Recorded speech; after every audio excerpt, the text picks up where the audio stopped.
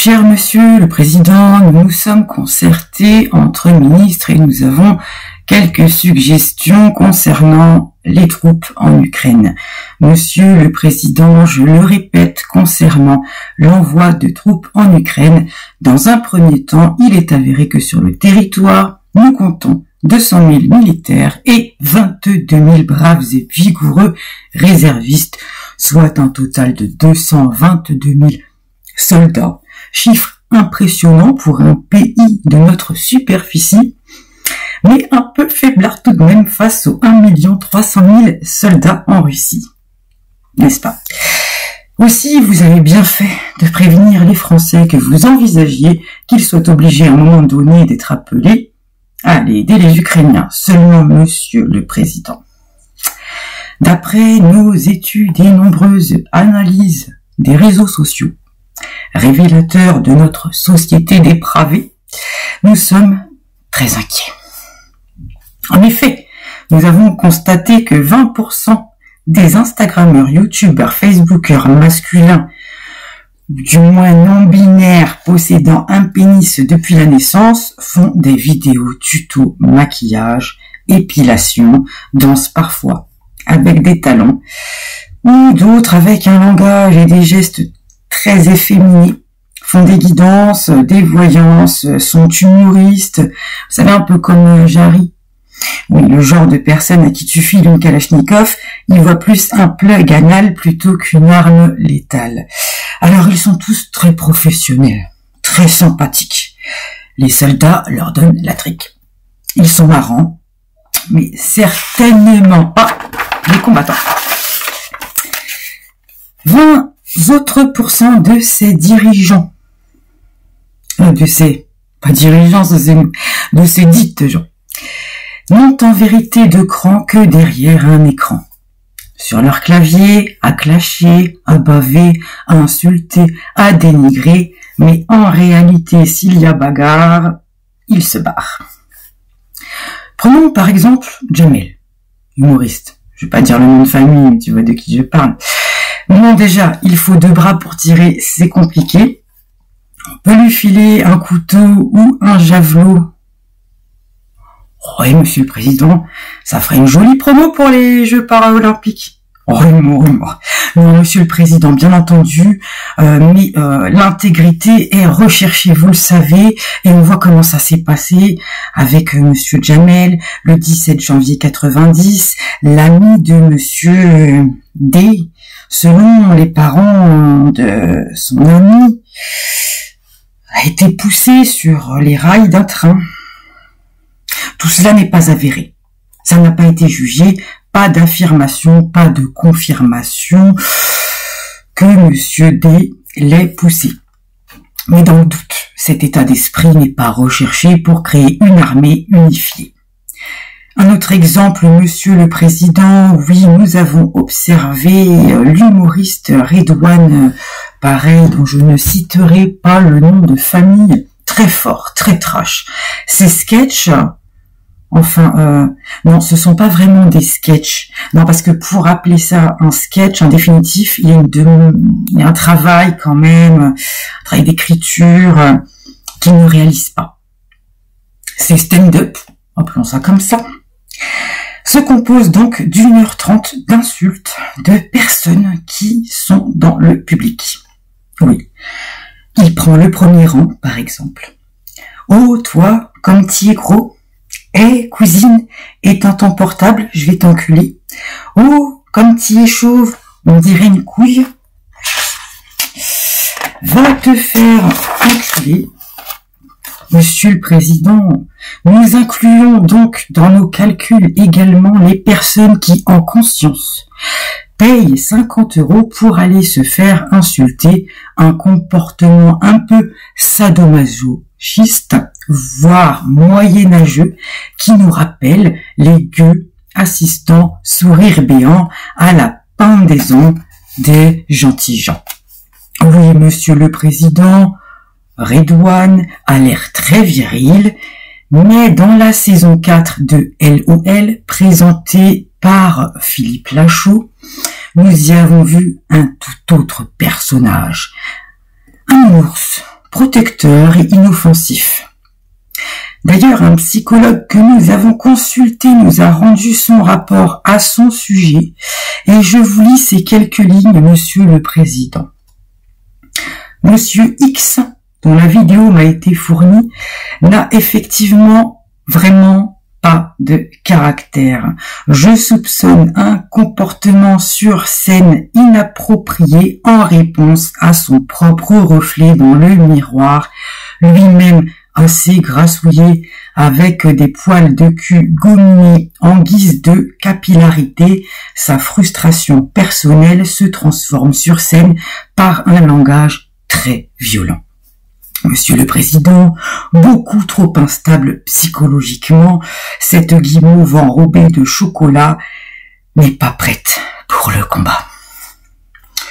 On pourrait se dire qu'il nous reste 60% de mâles potentiellement aptes au combat, sauf que l'on peut éliminer les journalistes, les banquiers, les médecins, les chroniqueurs, les nous, politiciens, les juges, les avocats, magistrats et tous les hauts placés quand même.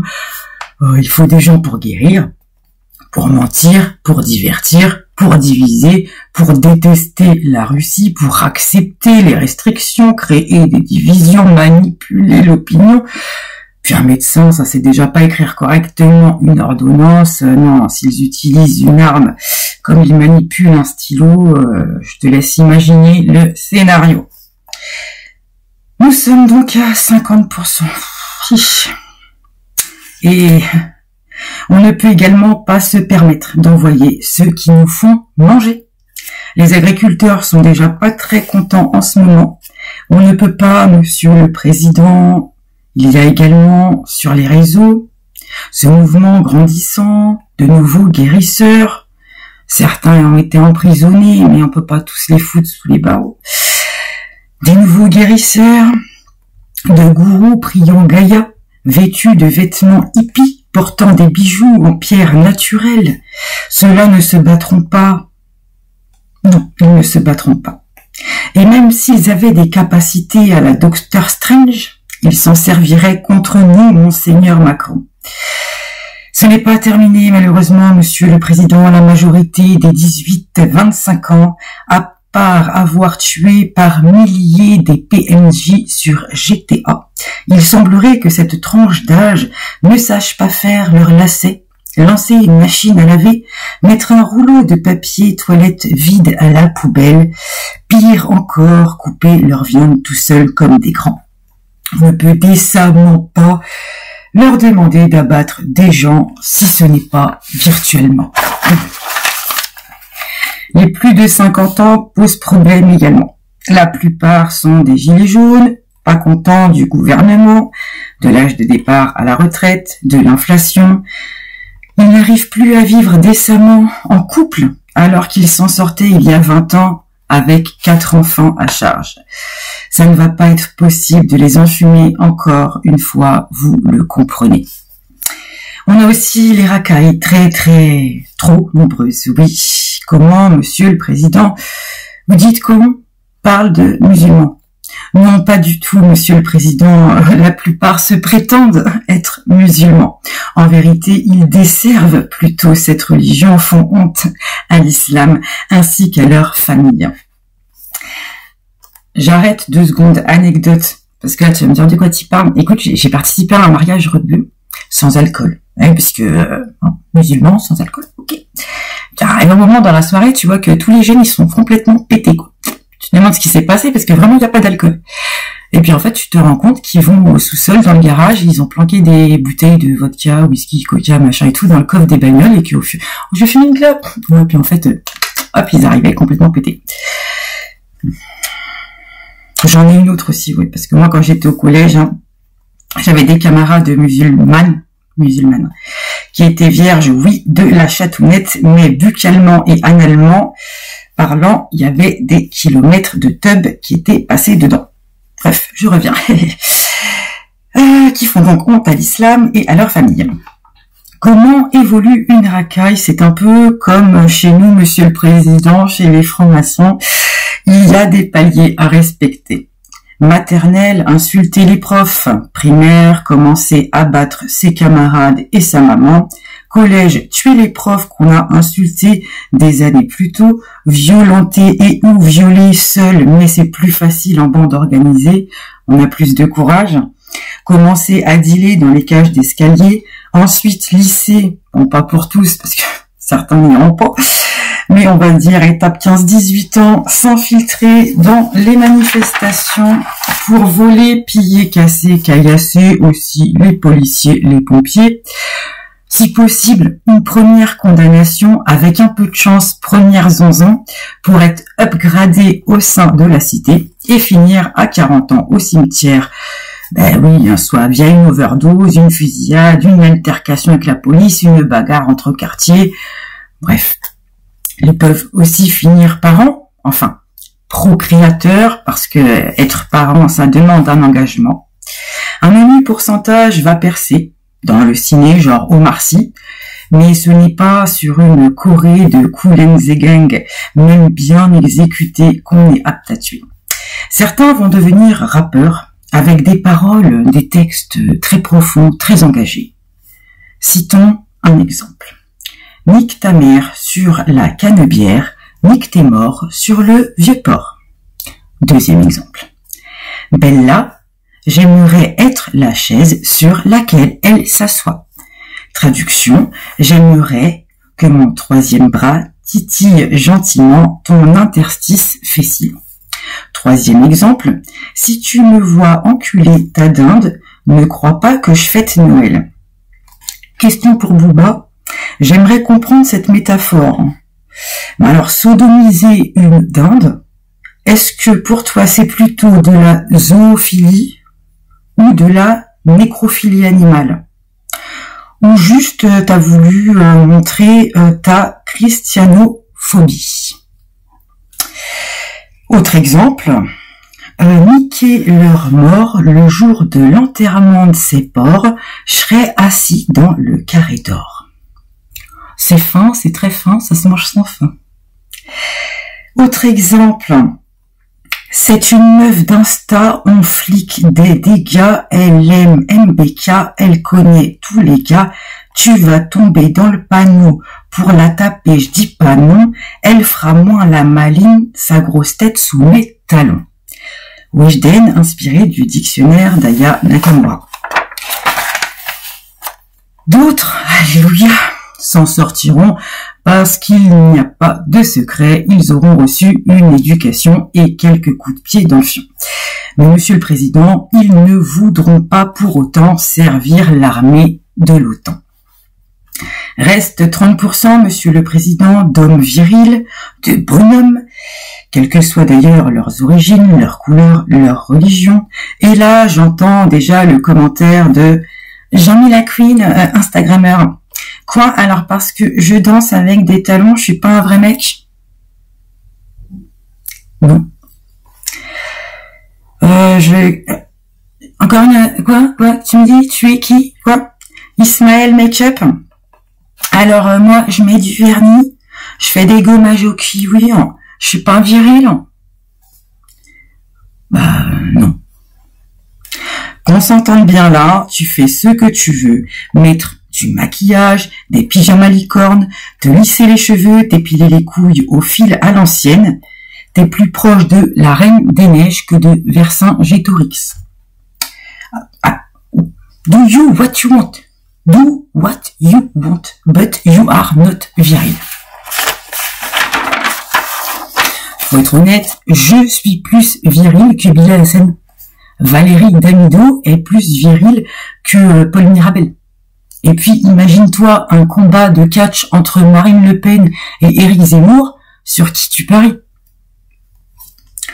Monsieur le Président, vouloir créer une armée après avoir pendant des années émasculé ceux qui sont capables non artificiellement de bander et d'éjaculer, c'est très compliqué. Monsieur le Président, il nous reste les religieux, mais à moins de leur fournir des enfants à chaque fin de journée en récompense, ils ne vont pas vouloir y aller.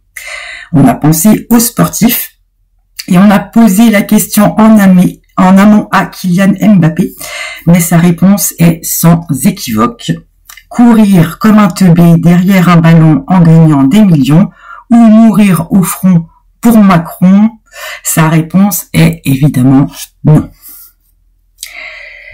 Nous avons également pensé au chantage avec les demandeurs d'emploi et ceux qui touchent le RSA.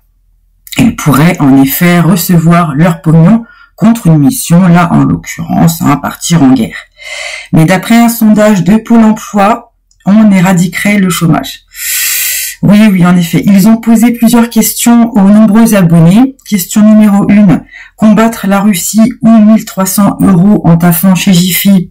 Tuer des gens. Question 2, tuer des gens ou caissier à Auchan. Question 3, aller en Ukraine ou ramasser des bennes.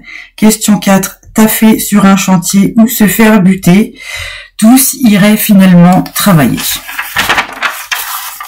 En vérité, il nous reste les prisonniers, ce qui est potentiellement intéressant, plutôt que d'être logés, nourris, blanchis après avoir commis des délits. Mais après, on s'est imaginé Balkany portant un fusil, les Russes pourraient en faire une parodie. On a un semblant d'image à respecter quand même. Enfin, il y a les migrants. Et ce fut très intelligent, monsieur le président, de les avoir fait rentrer volontairement en masse depuis des années, un plan très élaboré. Allez, lâche, faut rigoler.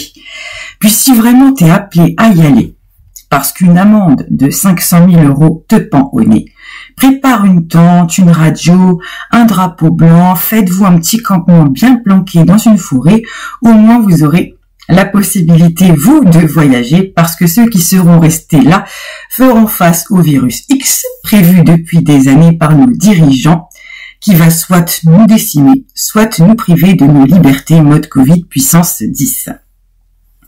La mort ou le titi? Allez, vraiment, faut rigoler en conscience. De se faire baiser, c'est toujours plus agréable que de se faire violer par Rothschild, Rockefeller et billonner sous LSD. Je précise avant de terminer cette vidéo que c'est de l'humour. En effet, les humoristes ont bien plus le droit de dire des vérités qu'un citoyen lambda. Pas de référence, s'il vous plaît, à Dieudonné, opposition contrôlée, même si j'adore son humour, sachez qu'il faut toujours des opprimés pour diviser. Pardon si j'ai offusqué, offensé qui ou quoi que ce soit, les hommes, les femmes, ceux qui se sentent le lundi colibri, le dimanche planche, celles, ceux, ciel, qui ne sont pas encore au courant d'être dans une partie de Monopoly, qui ne savent pas qu'il risque d'y avoir un confinement olympique, l'effondrement des banques, que le Sénat a voté pour attribuer une partie de votre livret A à l'industrie de la défense, et qui ne savent pas qu'il y a des guerres ailleurs qu'en Ukraine et qu'en Palestine parce qu'on ne nous en parle pas dans les médias. Ciao, bye bye!